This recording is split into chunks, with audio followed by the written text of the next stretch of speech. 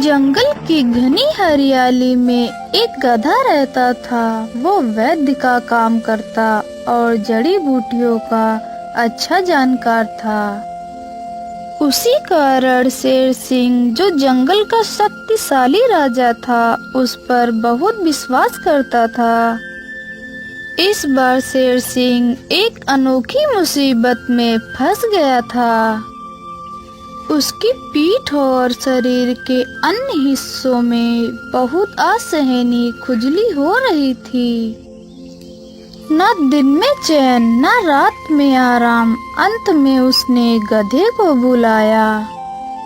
एकांत में शेर सिंह ने गंभीर स्वर में कहा, गधा, तुम मेरे सबसे भरोसेमंद दोस्त हो। मुझे एक ऐसी दवा चाहिए जो मेरी इस खुजली को खत्म कर दे। लेकिन सुनो, ये बात राज ही रहनी चाहिए।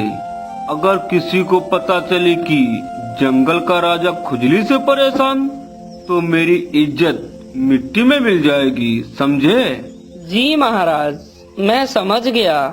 मेरा मुंह बंद रहेगा। मैं आपके लिए सबसे अच्छी दवा बनाऊंगा। ठीक है, जल्दी से काम शुरू करो। लेकिन याद रहे, ये राज सिर्फ मेरे और तुम्हारे बीच है। गधे ने तुरंत काम शुरू कर दिया। वो जंगल के दूर दराज इलाकों से जड़ी बूटियां लाता और चुपचाप रात में दवा तैयार करता। लेकिन उसे क्या पता था कि उसकी हरकतों पर किसी की नजर है। बकरी, जो जंगल की सबसे चतुर और गपशप वाली जीव थी, उसने गधे को काम करते हुए देख लिया।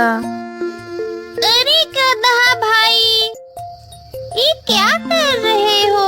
वो भी इतनी रात, इतनी सारी जड़ी बूटियाँ। क्या कोई बीमार है क्या? नहीं बकरी, यूं ही बस कुछ प्रयोग कर रहा हूँ। बकरी ने कुछ नहीं कहा और वो चालाकी से उसका पीछा करने लगी। एक दिन उसने गधे को शेर सिंह के पास दवा देते हुए देख लिया और वो छिपकर सुनने लगी।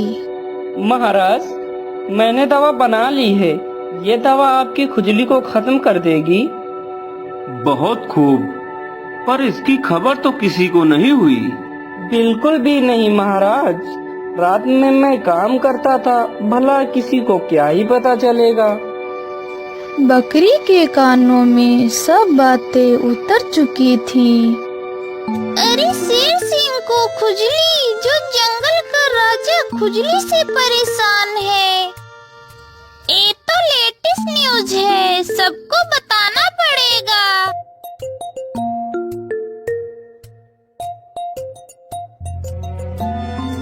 बकरी ने जंगल में ये बात आग की तरह फैला दी। जानवर हंसी उड़ाने लगे। जब ये बात शेर सिंह तक पहुंची, वो आग बबूला हो गया। गधा, तूने मेरा भरोसा तोड़ा, जबकि मैंने तुझसे साफ साफ ये कहा था कि ये राज सिर्फ राज रहना चाहिए। बता, ये बात तूने किससे बोली? महाराज, मैंने तो किसी से कुछ नहीं कहा। मेरा विश्वास करो, मैंने आपके राज को सीने में दबा के रखा था। मैं तुझे 1 सप्ताह का वक्त देता हूँ। जा पता लगा कि ये हरकत किसने की, वरना मैं तुझे जंगल से निकाल दूंगा। गधा दुखी होकर चला गया। उसने सोचा कि अब उसका जीवन जंगल में खत्म हो गया। रात को वो एक पुराने बरगद के पेड़ के नीचे पहुंचा। हे भविष्य की देवी, आपने सच कहा था, मेरा भरोसा टूटेगा। अब शेर सिंह मुझ पर विश्वास नहीं करता। अब मैं क्या करूं? मुझे रास्ता दिखाओ। तभी पेड़ से एक रहस्यमयी आवाज आई। गधा, धैर्य रख। शेर सिंह कुछ दिनों का मेहमान है। पूर्णिमा की रात के बाद शेर सिंह की मृत्यु हो जाएगी। अब जंगल का अगला राजा तू बनेगा। जा, ये बात शेर सिंह को बता दे और शेर सिंह का भरोसा जीत ले। अरे, मैं जंगल का राजा? लगता है यही मौका है अपने आप को साबित करने का। गधा चौंक गया, पर उसे ये नहीं पता था कि बकरी पास ही छिपी हुई थी। बकरी के कानों में सब बातें उतर चुकी थी। अब बकरी के दिमाग में लालच की एक नई योजना आई। वो शेर सिंह के पास पहुंची और बोली, महाराज, मुझे मेरे पूर्वजों ने सपने में बताया है कि आप कुछ ही दिनों के मेहमान हैं। पूर्णिमा की रात के बाद आप इस दुनिया को छोड़ देंगे, लेकिन चिंता ना करें। और मेरे पूर्वजों ने कहा है कि आपको स्वर्ग की प्राप्ति होगी। शेर सिंह घबरा गया। क्या मेरी मृत्यु पूर्णिमा की रात? अब मेरे जंगल का क्या होगा? महाराज, डरे नहीं, मैं आपके साथ हूँ। बस आप मेरी सेवा करें, आपको स्वर्ग मिलेगा, ऐसा मेरे पूर्वजों ने कहा है। बकरी ने जंगल में फिर एक नई अफवाह फैला दी कि शेर सिंह मरने वाला है और वो जंगल की अगली रानी बनने वाली है। जंगल में सनसनी मच गई।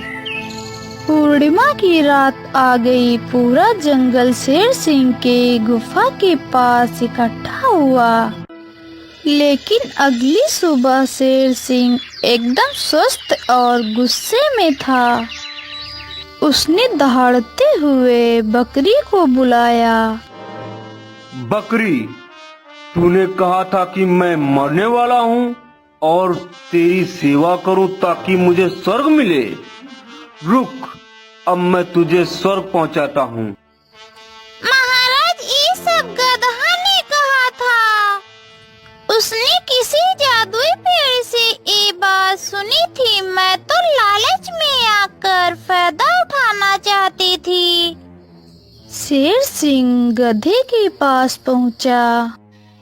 कहाँ है वो जादुई पेड़ जिसने मेरे मरने की बात बताई थी? महाराज, आप मुझे ये बताएं कि आपको मेरे राज के बारे में किसने बताया? बकरी ने राजा बनने के लालच में मुझे सब सच सच बता दिया है।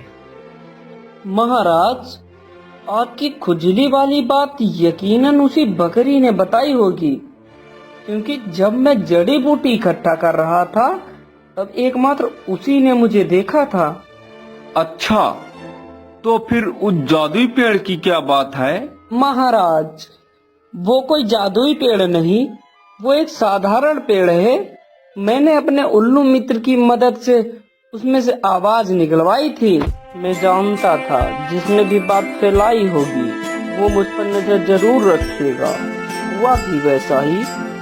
शेर सिंह को सारा मामला समझ आ गया। शेर सिंह ने सभा बुलाया और बकरी को कटघरे में बुलाया।